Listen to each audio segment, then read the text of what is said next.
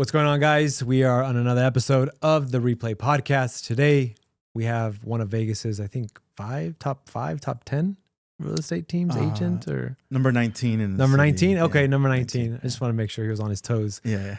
Juan Lopez, thank you, man, for being on the podcast. Yeah, thank you. How are you, bro? Thank you for inviting me. Yeah. Cool. Tell the viewers a little bit about yourself. Yeah, so obviously my name is Juan Lopez. I've been in real estate 9 years, and I'm now like a real estate investor, real estate agent, and I do like Airbnb property management. So I would say I'm pretty well rounded. Mm-hmm. A little bit of everything. In everything in real estate. Yeah. So 9 years in real estate. I'm currently with EXP. Okay.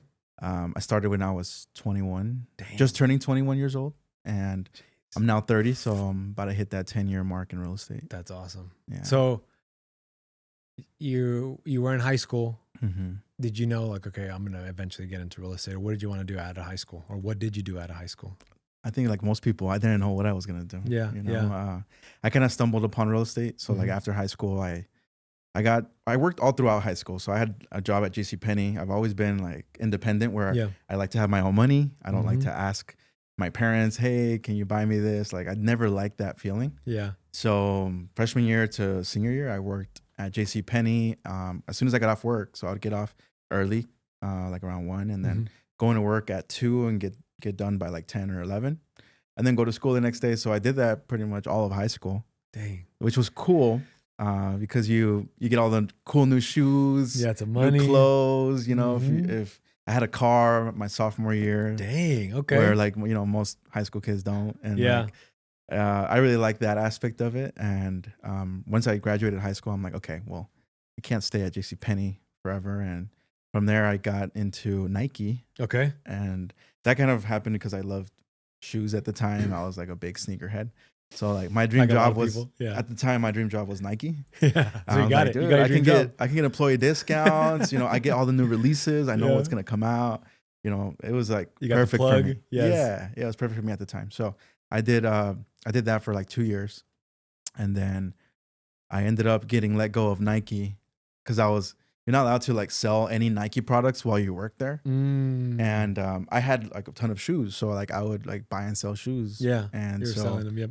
Somehow they like looked through my Facebook and they're like, hey, even though they were like an old pair of Jordans that were like 2005 Jordans, they're like, this is Nike product. So we got to let you go. And I was like, what? Like, no warning, nothing. Yeah. Like, I won't do it again. Yeah. So I got let go of Nike. And once that happened, I kind of had to like realize like, okay, what am I going to do? Like, so I did what I knew, which was my mom like worked in the casino and, you know, she lived a good life. So I'm like, okay, well, let me apply at all the casinos. Damn. So I applied at all the MGM properties, Venetian Palazzo, the Wynn. The only one that called back, because I was 18, the only one that called back was the Wynn, and it was a housekeeping position. Okay. Jeez. So I was a housekeeper for how was that? Almost 2.5, 3 years. It's tough, man. Like, I respect the housekeeping business. Like it's very, very hard on your body. There's people there to do it like 10, 15 years, especially these ladies. You see these ladies like my mom was in it for like 15 years. Damn. And it's just, it takes a toll on your body. Like your back, you know, you're like bending over, like doing these beds. It's very demanding. You know, you have to do a certain amount of rooms in a certain amount of time. Like I remember not even taking lunches because I was behind on my rooms.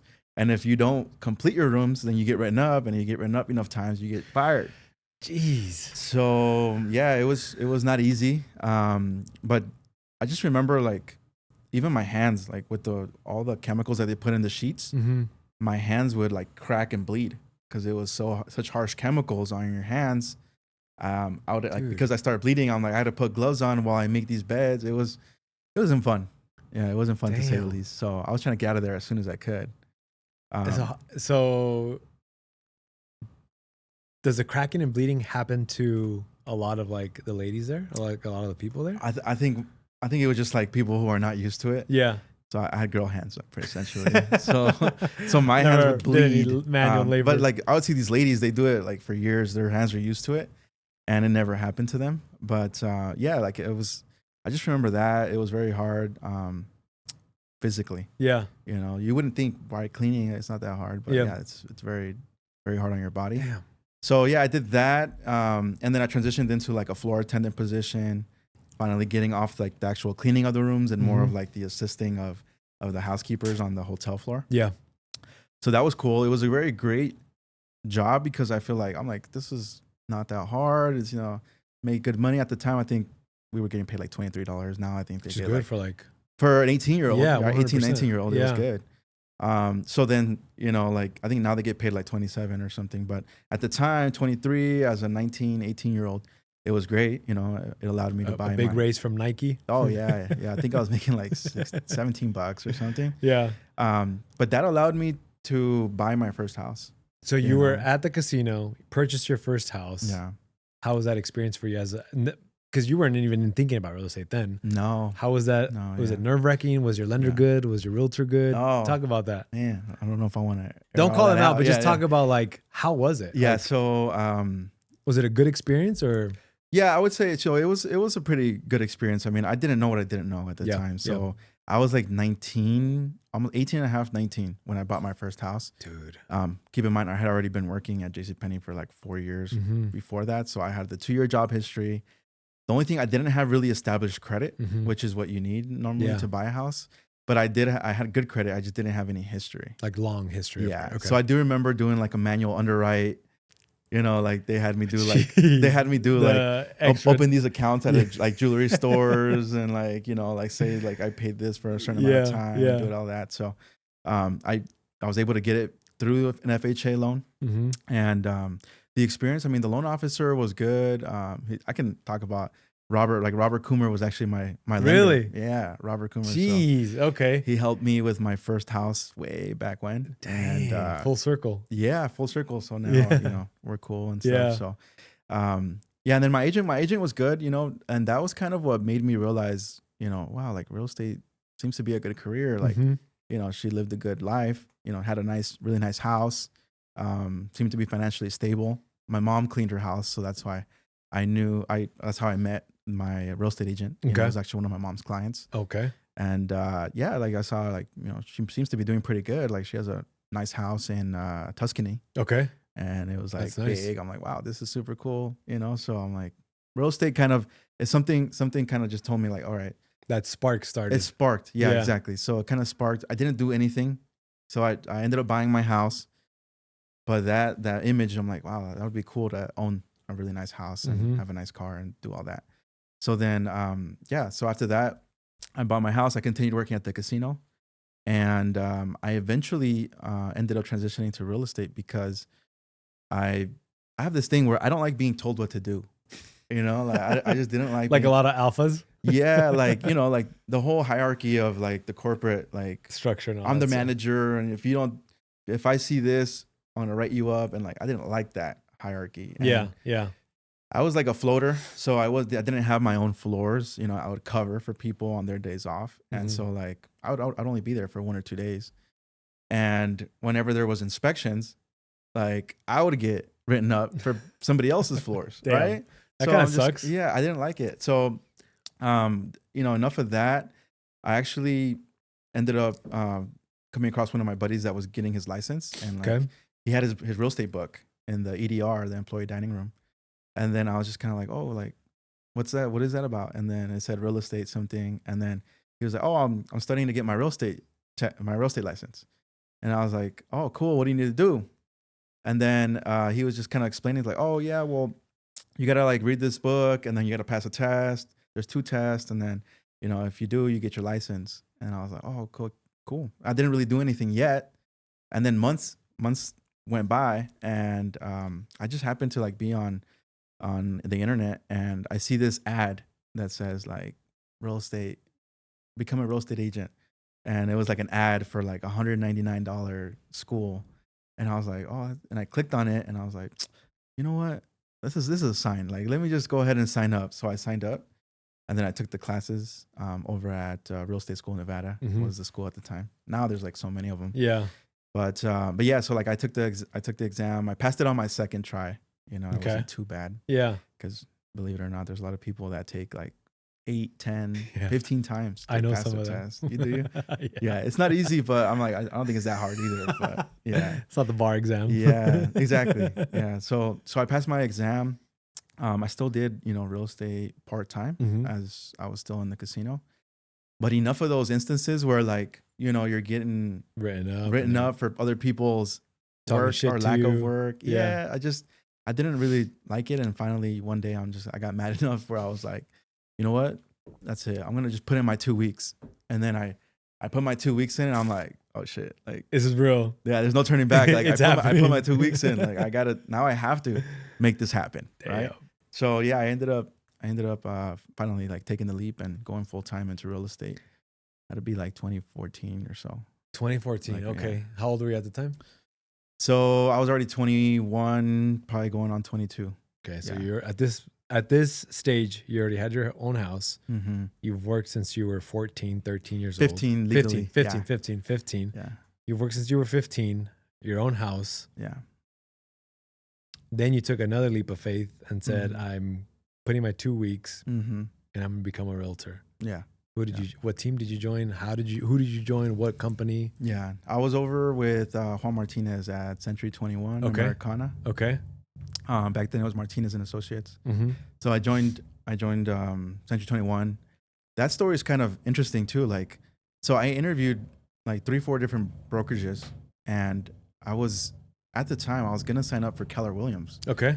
The one that I ended up working at later on. Yeah. So I was gonna sign up there, but I was literally driving my paperwork to the division. Remember, it used to be on Sahara. Yeah. So I was Before driving. the big building. Yeah. So I was driving to the real estate division, and then I drive by the one on Eastern and Flamingo. Yeah. Century 21. I'm like, you know what? Like, I haven't interviewed Century 21 yet, so let me just drive in, and I just drove in, and then I was just like, hey, like, I just got my license, and I want to see if I can interview. And then they're like, oh, like, did you call anybody? Like, I'm like, no, I just drove in. Like, I just saw your sign. And so, yeah, I ended up meeting with Juan and then talked to him. And I was like, I feel like this is the person that this is my click right now. Yeah. Like what he was saying, it made sense. And then, yeah, I went from literally driving my paperwork to the division to switching up and going with C21. So how long were you with them? I was with them for 3 years. Okay. Yeah, 3 years. 3 years. And what are some of the valuable things that that team taught you? So definitely like good foundations, like it's very important to be looking, always prospecting for business, working on your scripts and what you say. Like that's foundational. And I think if I wouldn't have started there, I may have gotten like a slower start, because I did have a really good like first year full time. I did 22 transactions. 22? 22, yeah. Bro. Did 22 transactions my first year. The second year I did 44. Third year I hit 55. I think it was 55 or 56. And then I kind of hit like a plateau where I was just working 7 days a week. I was doing mostly buyers. Like out of the 56 sales, it was like 50 buyers and 6 listings, so it was tough, because taxing. It just required a lot of my time. And I was just working 24/7. Like people wanted to go see a house at 6, 7, 8 p.m. I'd be like, yeah, let's go. Saturday, Sunday, doesn't matter. Like, yep. I always like did whatever I needed to do to be there. Right. Damn. So that's probably why I did so good. But at the same time, it's just not sustainable. Yeah. Like working 7 days a week. I mean, I don't have a family or kids or anything, but that's why I was able to do it. But I think for anyone, even if you're, single, or you need some time to recover and recharge, to recuperate. Yeah. So I hit pretty much a burnout. Yeah. On my third year with 56 units. Damn. So you were with them for 3 years. 3 years, yeah. And you hit your burnout on year 3. Yeah. So what was the thought process? What happened? Yeah, that's where. So I started looking for other options. I started doing some more research. I've always been big into like research. Like, what are other people doing? Like, I don't have to reinvent the wheel. Like, what are top agents already doing? And I would be heavy on YouTube and like websites, trying to look into what other people are already doing in different states. And so like a big thing was like starting up a team and like leverage. And that's that's what kind of led me to Keller Williams. You know, like Keller Williams was huge on like building leverage, you know, building a business. And that's why I ended up moving to Keller Williams to kind of get that piece that I was missing and like get my life back. Really. So you moved to Keller Williams. Who was your first hire there? Like, was it an assistant, a buyer's agent? Or? So I hired my first assistant my second year in already. So when I was doing 44 transactions, like the reason I got from 22 transactions to 44 and doubled is because I hired an assistant. You know, that's like the key point. Like if you really want to increase the amount of transactions that you do, you have to have like a really strong administrative assistant that does all the paperwork, does a lot of the calls, like just kind of like the follow-up calls, like, hey, just confirming your appointment, you know, does your social media for you. Like that stuff that takes time from you. The non-money making. Yeah, that takes time from you versus like when you spend all your time with clients and acquiring clients, you're able to grow at a really fast pace. Yeah. You know, so money making activities. If it wasn't for my administrative assistant, I probably wouldn't have grown and doubled up. And then the third year, you know, I almost tripled up. But yeah, I mean, the admin was the first hire that I made. Who was so then what did you do your first year at Keller Williams? Like, what was that like for you? It was hiring a showing assistant. Hiring a showing assistant, starting to build up a team. Before it was more of like the model, like I do everything. I make the calls. I like, you know, it's very like, just like you're a highly paid salesperson. That's all you are. Yeah. Yeah. You know, as soon as you stop making the calls and stop being there, you're not growing. You're not making money anymore because you're gone, right? You are the business. Yeah. So a real business is something established where you can like take off on vacation and it's still running. Like you can still make money. People are getting taken care of, you know, whether it's with the admin or the showing agent or whatever the case is. That's a real business. So I was just a really highly paid salesperson. And that's what I realized when I made the transition is just, I need to leverage and build a business. So when did you start seeing, 50 plus transactions, 60, 70, like how did that happen? Because I know that you're constantly crushing it. Yeah. So once I made that leap from like solo to like building a team, that's when I started, you know, I did my 55, 56 transactions. I jumped up to 80. Jeez. And that's because I was able to delegate a lot of the showings, you know, and work on the other aspects of the business. Like how's my marketing? You know, what am I doing to get new inbound leads? Like, I'm calling, you know, I'm making the phone calls. That's great. But what am I doing to call the like warmer leads? Yep. Right. Yeah. So like, what can I do? What do I need to spend my money on to be able to get a little bit warmer leads that I'm still doing the same amount of, you know, calls, but I'm able to convert a lot quicker. Yep. Right. Would you say that scripting is probably top 3 most important things in your like arsenal? As what I mean by that is you guys are most likely always getting the same 5 to 10, maybe 15 questions. Yeah. Why should I pick you? Well, boom. It's already the business. Yeah, exactly. It's a script. I already know what to say. I might tweak it a little bit based off the person I'm speaking to. The same thing with me. Like, why should I choose you versus another lender? Boom. I can go into my script. It's already scripted. I don't even need to like pause or I can just go, oh, that's a great question. Let me explain why. Yeah, exactly. Would you say it's important? Yeah, I would say, especially being brand new. I mean, that should be the number one focus that you. Because I see you practicing that a lot. Yeah. Me and my team. Media. I mean, we still practice every day. Just that's how important it is. Because like I feel like anybody that starts in this business, why do they not want to make calls?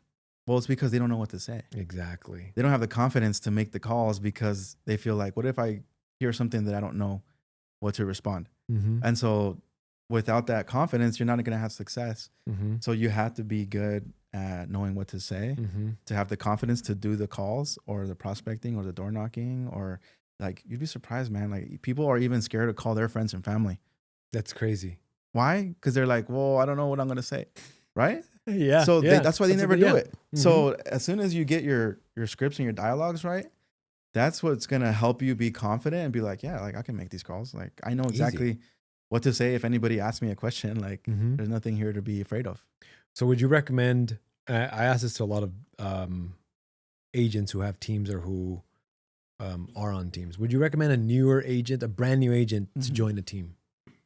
Yes. Okay. Looking back at it now, I feel like the team is better because you are able to get more of that one-on-one versus like a broker. They take care of a whole office. Yeah. They might have 200-300 agents. Like they're there to answer questions when you have problems. You know, they're kind of like keep you safe, keep you out of trouble. Yeah, from getting in trouble. Yeah. But they're not really there like telling you like, okay, this is what you need to do.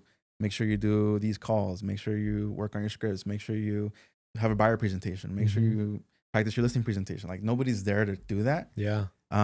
Luckily, I mean, I got in coaching pretty early on, so that was very helpful. Who's your coach? What? So at that time I was with Mike Ferry. Okay. Yeah, so I was in Mike Ferry coaching. Now who are you with? I was with Maps when I was with Keller Williams, and right now I'm currently in like more soul development coaching. Okay. With Francisco. Yeah. So it's different. Like the Mike Ferry coaching was very sales based, great foundations, right? Like I highly encourage anybody that's maybe getting in business to go with maybe like a Mike Ferry like coach. Fundamentals, like, you know, like like calling, scripting, and all that stuff. Yeah, it's very important. And then Maps was more like business, like okay, P&Ls, you know, like that's huge. Like what's your profit? You know, like what's going out, what's coming in, where are your leads coming from, holding agents accountable, more management of people, you know, where that's not necessarily like something that I would focus on before. Like I knew that I needed help in that area, so then I hired a Maps coach. Okay. And then now like the coaching that I do now is more like soul development coaching. Okay. And it's just helping my overall life, honestly. Like, you know, realizing that when you say soul development, yeah. Walk me through that a little bit. So the easiest way to put it is like, okay, so like everybody goes through traumas in their life. 100%. And a lot of your behaviors as an adult comes from how you were brought up as a child. Yep. Right. So a lot of times if things get you angry, if like maybe you're impatient or certain things that, you know, you seem to continuously have happen in your life. Well, a lot of times we're not taught how to work through that. Yeah. And what we learned there is being able to, through a series of questions, have framework to be able to go back to that point in your life when you were a child and pinpoint what instance it was that made you the way you are. Yep. Work through it, forgive yourself and let it go. Yeah. And like the sense of relief that you get from that is amazing. Like now I'm getting more and more into it. Like I want to like help other people with that and like put them onto it. You're like, hey man, like this really helped me. I want you to experience it too. Like, so now I'm like promoting it more on my social media. Yeah. Cause I'm seeing all like the great benefits that I'm getting from it. And like we were talking about even like the diet and stuff earlier, like that's all part of it. So it's like, not only like, is it helping you in business, but it's helping you in like your personal relationships with your team, relationships with your employees, like becoming a better leader. Like it's overall. And then the health part of it is just like a cherry on top. Yep. You know, so I'm a huge believer. So my wife, she went to school for that to help. Oh, really? Yeah. To be a psychiatrist. And she did sociology, psychology, and she wanted to be a CEO of a hospital. But she used to work with one of the biggest psychiatrists in probably the country. And he always said, I can tell when a kid is going to be bad, or I can know their childhood based off of what they're doing. Right. So 9 times out of 10, if you're a kid that's in juvie, or if you're a kid that is having trouble, it's because one, you come from a shitty family, like no mom and dad. Yeah. And you were either mistreated or abused. Yeah. Whatever that is, it's all of their problems as an adult or as an older kid come from when they were a child. Yeah. And so we're very intentional, and I'm still working on it. I'm very intentional on how I speak to my 2 little kids because it's going to affect them later on when they're 12, 15, 25, 30 years old. Yeah. And they're not going to know why until they go through that whole process. Yeah. So, for me, and I don't know if it's common for you, but in the Latin family, it's like, it's normal to raise your voice. Oh yeah. And yell. And like, for me, that was normal. Yeah. And my wife and her family, they rarely ever raise their voice. So when I get passionate, or when I'm like heated, Yeah. my level of voice escalates. Yeah. With her, she's just like, why are you yelling? Yeah. Why are you raising your voice? And I'm like, damn, okay. Yeah. So she's kind of what you're saying, like, Yeah. let's talk about what happened as a child where they like always on you, like yelling at you or like hurrying you up. But not a lot of people, I think not a lot of leaders do what you're doing, like going through and processing what happened to you as a child, whatever it was, right? Yeah. Because you want to be a better leader for them and for yourself, right? Because you want to have something that's bigger than you, a team or a company, whatever it is that you want. That's very admirable, man. That's huge. And to talk about it, it's a lot of people won't talk about it. They'll like, you know. No, I want to talk about it. Like I want to spread the word, you know, because I feel like anybody who's human can benefit from it. 100%. Because everybody has stuff they went through. Like I didn't get like abused or anything, but I was in a very strict household growing up and kind of restricted in many ways on what I could and couldn't do. And like you have to work, you have to do this, and this. So like that's all programming. Yeah. That you get, you know, early on. And, you know, it actually is like a blessing, right? Because if I didn't get that as a child, I may not be as hardworking as I am now. But you also get a little bit of that, like, okay, I'm picking up some anger here from certain things that happen in my day-to-day. Why? Yeah. You know, and it's like, oh, well, when I was younger, my mom would always put all these restrictions on me and like now I'm rebelling now because of what I experienced as a kid. You know, I can do whatever the heck I want. Yeah. So you know, it's always a good thing. Like you always got to take it as like a great thing, but also like know that there's work that needs to be done. Yep. Always. Always. What's like the process like with your new coach? Like what does that look like? Do you guys meet weekly, monthly, or how does that? Yeah. So it's like a series of videos. It's called the Roundtable, and then you watch them, and then throughout like every like 2 or 3 modules, you'll book a call with him through Zoom and in person, and then he kind of helps you work through your traumas, or they're called triggers. Yeah.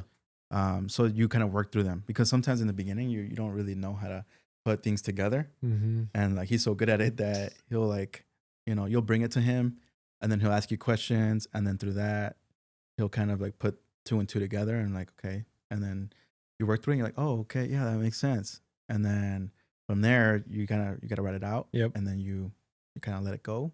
And it's really good framework to be able to just pinpoint things. Cause like when you go through the questions, the first couple are just kind of like, okay, you're writing it down. And then they ask you like one question and you're like, oh, that's when I felt this same feeling before. Yeah.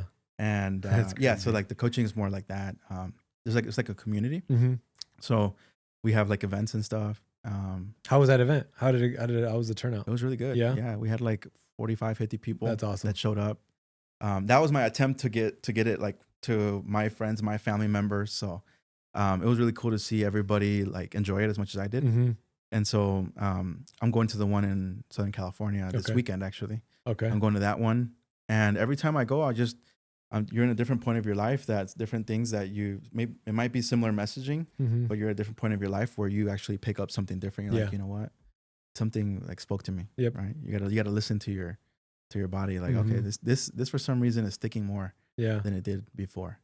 So are you incorporating some of what you're learning into like now your team? Yeah, definitely. So we do breath work on Mondays at 9. That's awesome. Thanks to that, which is like amazing. Kind of a really good start to your week. And then like other things like principles, kind of like, for example, like the clean eating. You know, anybody who wants to do it, like I'm trying to set the example for everybody. So I've been doing it for the last like 35 days. Yeah, feel amazing. You know, lost like 12, 13 pounds. Yep. And you know, feel like mental clarity is at an all-time high, energy is at an all-time high. Like everything's been improving in my life. So now I'm like, I don't even want to go back. You know, like why would I? Yeah, like, I feel so good. 100. We were just talking about like my cheat meals that I had. It's like now I told my wife, I was like, I don't know, like if it's worth eating like shit because I feel so bad the next day or the next 2 days. Yeah. So I was like, I don't know, do I need to cheat with a cleaner meal, like a nicer restaurant, or don't cheat? Yeah, or don't cheat. Yeah, I was like, or don't cheat. And she's like, well, if it makes you feel this bad, your body's telling you something, right? Exactly. Yeah. But I feel the same way you said, like the clarity, the energy, just everything overall. Like my back doesn't hurt, my joints don't hurt. It's just 100% much better. And so I got hurt. I messed up my knee playing soccer. And so I haven't been doing cardio for like probably 2.5 weeks, like really strict cardio. And I still lost 16 pounds. Yeah. It's like just by cutting out certain things out of your life, right? Yeah. Like, just by eating clean. Are you like cutting out anything specific? Like I know I'm doing grains. So my diet only includes water, animal products, dairy, fruit, and meat. That's it. What about like whole potatoes, like roasted potatoes or anything? Nothing. Nothing that's a starch for me at least. Okay. No, nothing. So for like, I'll give you an example for lunch or for brunch, because I usually eat like at 11. I'll have 5 eggs, a bowl of olives, and cheese melted on top, like raw cheese melted on top. And then if I get hungry, if I need a snack, I'll do like a smoothie of just fruit, raw milk, cottage cheese, and organic maple syrup and honey. And I'll have that in a big cup. Yeah. Different fruit. And then for dinner, I'll just have like a 8-ounce steak and a little bowl of fruit. Yeah. Yeah. Yeah. Like that, this particular like diet, you could say, is like not even hard to do, because I get to eat steak every day if I want to. Exactly. You know? Like, it's really easy. Yeah. Like everybody's like, oh, it's so hard to eat all this meat. I was like, you don't have to eat tons of meat. Like, just eat clean food. Like, I don't know. Whole food, right? Yes, whole foods. Yes. Stay away from processed. Nothing processed, nothing dyed, nothing that, nothing. And even when my kids are on it, they're like, their skin clear, because my little one, he had eczema. So we kind of changed his diet, and 10 or 13 weeks, cleared up. Went away. Yep, went away. So I'm a big advocate, and I like to see other people, because we can talk about like, hey man, what are you doing? Like, or what are you eating different, or what are you doing now, kind of thing. So what do you see now? I want to kind of shift the conversation. What do you think is going to happen with the whole lawsuit of the NAR and all that stuff? I don't get why people are making such a big deal about it. It's nothing's really going to change. I mean, I feel like they just want us to not advertise the commissions. There's still going to be commissions given out. I mean, you're always going to have people that are going to be like, oh, I'm not offering nothing. Like, okay, well, you don't have to, but the commission is a big part of the marketing, right? Like, do you want, all the 18,000 agents in Vegas helping you sell your property if you net the amount of money you want? Yep. Most people would say yes if they can net what they want out of it, right? 100%. It's just like agents just have to be more skilled. The scripts. Back to scripting. Yeah. I kind of don't mind it, because I feel like a lot of like the part-time agents that aren't really like taking real estate seriously, they just kind of do it here and there. It's going to weed out a lot of those, because not only is there going to be like more people being more picky with who they choose, but also there's probably not going to be as many transactions, because I feel like if in the event there's a seller that doesn't want to pay, or enough sellers don't want to pay, well, if buyers have to pay for that now, I mean, it's already hard as it is for buyers to pay for down payment and closing. If they have to pay for a commission too, probably going to not allow people to buy. Yeah. So values will drop, you think? Yeah. If that were to happen. If that were to happen, yeah. But I don't see that happening. I think, smart sellers are going to continue to offer a compensation to an agent that brings a qualified buyer. Yeah. I think it's just the same like with an attorney, right? If you don't want to pay for that fee, then get a cheaper attorney, but the outcome or the result might not be the same, right? Like you might have, like in the settlement, you could have gotten maybe 200,000, but instead, because you're working with a cheaper, not so good agent, you only got 20,000, right? So it just depends on, I think you nailed it. Like what the scripting, what you're going to say to them and how you're going to present it to them. Like, hey, sure, you can offer 0 commission to them. Like that's doable, but do you want to sell your house fast, or you want it to take a couple of years to sell?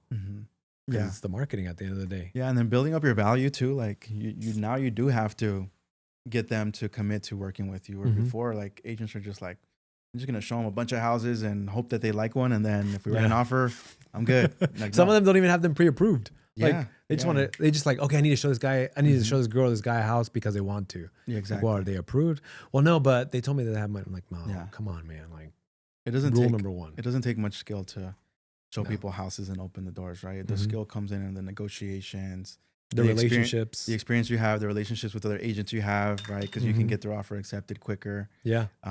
Like how you can save them money on certain things, mentorship and guidance. That's what really people are looking for. Because when they work with you, like they have your essentially like your whole arsenal, right? Like if you need stuff done to your house, hey, I can have my people help you. If you need a tax preparer, hey, let me help. You know, like a good realtor is really like just like having a really good real estate agent or a good financial planner, because they can connect you with everybody that you need. Exactly. So it's kind of like when you hire somebody to do, let's say, like an attorney, like you just said, right? Like you're hiring them not only for the job that they're doing, but also what other aspects can you improve in my life? Like, can you get me work done at a lower cost? Can you like maybe save me some money through the insurance companies or whatever it is, right? Like, hey, use this person. Like they give me really good deals. Or like, hey, if you're ever interested in doing any upgrades in your landscape, like I got a great landscaper. Like it's the connections too that you provide, and not just that selling them a house and then you're done. Yeah. But I could not agree with you more. So I think you and I both agree on the NAR settlement. I don't think it's going to be that big of a deal for the good agents, I think. So you recently made a move. Yeah. Where are you at now? So I'm over at EXP, EXP Realty. So what prompted that? Was that the next stage in evolution for Juan Lopez, or talking about that? Yeah. So I have plans, big plans to. Well, the reason I moved, first of all, the reason I moved is because they offer a lot of training where like they have Zoom calls where a lot of the top teams and agents will literally share their playbooks. Like big teams, right? Yeah. These are people doing like 50, 100 million, 150 million. So they're doing something right. Yeah. And so they're like an open book, you know, and anything that you want answered, you can go on there, you can suggest certain topics, and they'll literally tell you exactly what's working for them. Like right now, not what worked 5-10 years ago. Right. Yeah. So I really liked that aspect. And then I have big plans to build the #1 Latino organization within EXP. Damn. So I'm going to roll that out here pretty soon and be able to help more people that are Spanish speaking build really great businesses and hopefully change the trajectory of people's lives and be able to help the Latino community also, you know, thrive. And it's going to be like an accumulation of things. So not only like real estate sales, but real estate investments, how to flip properties, Airbnbs, like how to acquire good cash flow, how to analyze deals, you know, like really important things, how to be financially disciplined, you know, like things that you should be doing if you want to build $1 million business. Like all these things that maybe are not accessible to all agents that are in certain, I want to do this like international, you know? So I want to do it big. So I want to do that within EXP. Dude, that's big. Yeah. So like where you're building a playbook or like a blueprint for the Latino community to essentially build generational wealth. Yeah. Dang. Exactly. That's awesome. I want to leave an impact. Yeah. You know, I want to leave an impact footprint in people's lives. And, you know, like we're here for a short amount of time, and why not help others? Kind of going back to the coaching, like I don't mind sharing exactly what I'm doing because I want other people to have what I have, you know, like I want people to feel great and be financially well off and have a beautiful life, you know. It's good, dude. It feels so good to be surrounded by successful people, like especially having your friends who maybe didn't grow up successful and like you help them come up. Yeah. Like to be successful. Do you hire agents who are newer? Because so I recently heard, I think I was on a podcast, but I heard I don't necessarily hire for experience. I hire for character. Like if I see that they have a good character and that they're driven and that they're coachable, you can make them into a rock star agent. Yeah. Is that kind of? Yeah, I kind of give everybody an opportunity. So you have have 90 days to show like discipline, to come into the office. Like if you're trying and you're showing up and you're doing what we're telling you to do, and you're actually putting in the effort, I'll give you the opportunity to continue to stay. But if you're not showing up and you're not doing anything that we're saying, and it's like, dude, like, why are you here? There's no reason for us to be in business, So I'll give everybody the opportunity. Yes, character is very important. Like one of my best agents right now he was like almost a brand new agent, but he had tons of experience in like business already. He had sales experience. He has a great personality. Is it Brian? Byron, yeah. Yeah, Byron? Byron, yes, Byron. So it's just like, Byron. Imagine if I would have said like, oh, I only hire you if you've done 5 to 10 deals a year already. Like I would have missed out on somebody like that. Yeah. So I give everybody the opportunity, but you got to prove yourself and actually do what we're doing. If not, then no hard feelings, but it's just not a good fit. Yeah, not a good culture fit. You don't have what it takes. What did you do last year? Like how many units? So last year it was 158 units, like it's great. 48 million in volume. And 19th, you said 19? Right, I came in number 19 for the city. Yeah. What's been the highest place you've ranked? I don't even keep track of that. Like I find out because you know how like title People companies, tell you, title companies will send you like something in the mail. Yeah. I had no clue. I don't even look at that stuff. Like I just worry about me, my business. Like, am I doing better than what I did last year? Yeah. Like, am I hitting my goals? And I just happen to be 19, I guess. So yeah. I don't really track it, because even if you did, like, it's not good to compare yourself to other agents and their businesses. It'll like actually hurt you. Yeah. So I don't even pay attention to that. Yeah. I agree with that, but I mean, you have to have somebody that you look up to. Like, okay, that's my goal. Like, that's where I kind of see myself. I don't know. Like, if I was, because I'm a soccer player, right? So if I was playing soccer, I would say I want to be like Cristiano Ronaldo. Not necessarily that I want to. I don't know, just like something to strive for. Because when you actually get there, or when you're like there, you have something to. Okay, like I made it this far. Yeah. Like your mentor. No, that's good. I mean, you can always look up to somebody. Yeah, but I would say take it 1 year at a time. Yep. They didn't get there. Yeah, in no. 2-3 years. Like 100%. Ronaldo's probably paying like he's been playing his whole life, right? Yeah. So like he probably had I don't know how old he is, but he's like in his late 30s, 30, 38, 39. Yeah, and he's playing since he was 6. Yeah. So like he's been in it 30 years. So like sometimes like when I compare myself to people that are in business for 20 years, I'm just like I'll get there. Yeah. If not more. Time. Like it takes time. Yeah. Consistency. Yep. 100%. Sticking with what you're doing for a long period of time. That's the problem with I feel agents right now. Like the instant gratification that everybody wants. Like, oh, I worked 3 months and I didn't get a single deal. Like this doesn't work. No, like it doesn't work because you didn't probably put enough time into it. But you have to do it consistently for 6 to 12 months, and then give it the opportunity to really work out for you. Yeah. Because you don't get paid on what you do today. You get paid on what you did months before. And that's the main thing that people don't understand. It's just like, this is not a get rich quick. Yeah. It's you put in the effort for months at a time, and then you start getting things going. And like, it's kind of like a snowball effect. Yep. You get one, you get the next one, and you continue to build on that. Right. But as soon as you stop, you're starting up again from zero, and it's hard to get started up again. So that's why like I never stop. Yeah. I just continue doing the same thing every single day. And then that's how exponential, growth happens. Yep. Yeah. It took me 6 months to close my first loan. 6 months. Can you imagine if I would have quit in 3? I know. I would have missed out on hundreds of thousands of dollars. Exactly. Yeah. I think it took me right around the same time. Yeah. Like I didn't do my first deal for like 6 months. And look at you now. But I was part-time, and then I was going so I was part-time. And then the 2 days a week that I did have, I would go in 8 in the morning to 8 p.m. 12, because I'm like, I gotta make up for the time that I'm missing at work. And burning so, yourself out. I would but I was like so new, and like I had like this spark in me, and I was just like, I want to make this happen. Yeah. So I didn't mind working 7 days a week. Like I would go in on my days off and work all day. And I enjoyed it, like because I was like looking forward to what was to come. Yeah. So glad I did. Like, hell yeah. Like a cool exercise was one of my coaches had me do a letter, pretty much from me back then to me now, like kind of thanking myself for certain things that I did throughout the years. And it's kind of like, wow.